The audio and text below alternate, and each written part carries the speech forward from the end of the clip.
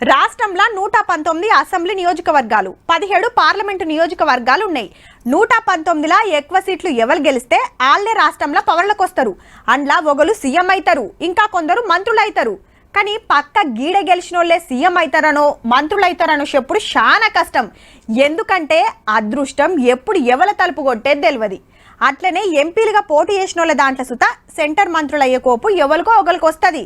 కానీ పలానా జాగల గెలిస్తేనే 10 వస్తుందన్న గ్యారంటీ ఏముండదు. కానీ గిడ అట్లా కాదుల్లో. తెలంగాణలో 17 ఎంపీ సీట్లుంటే అందరి నజర్ మల్కాజ్గిరి మీదనే ఉన్నదబ్బా.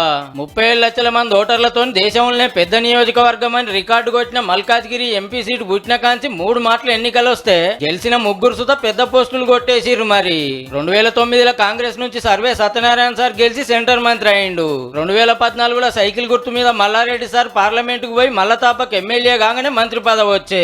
5 ఏళ్ల కింద రేవంత్ రెడ్డి సార్ మల్కాజ్గిరి ఎంపీ అయిన 2 ఏళ్లకే పిసిసి అధ్యక్షుడాయ మంత్రి కుంటేనే సీదా సీఎం సీట్ల కూకునే భాగ్యం వచ్చే. మళ్ళా ముగ్గురు కూడా 3 పార్టీలకెళ్ళి గెలిచిన వాళ్ళు. అందుకే అందరికి సెంటిమెంట్ సీట్ అయింది. ఈ తప్ప కాంగ్రెస్ కెళ్ళి సునీత మహేందర్ రెడ్డి మేడం, బీఆర్ఎస్ నుంచి రాగిడి లక్ష్మారెడ్డి సారు, బీజేపీ కంచి ఈటల రాజేందర్ గారు పోటీలు ఉన్నారు. ఎటుకెళ్లి గెలిచాలని జోరు చూపిస్తున్నారు ప్రచారంలా. ముగ్గురిట్లు ఎవరు గెలుస్తారో గెలిచిన వాళ్ళకి అటెన్కి ఏం పదవులు వస్తాయో గానీ మల్కాజ్గిరి సెంటిమెంట్ అయితే మామూలుగా లేదబ్బా.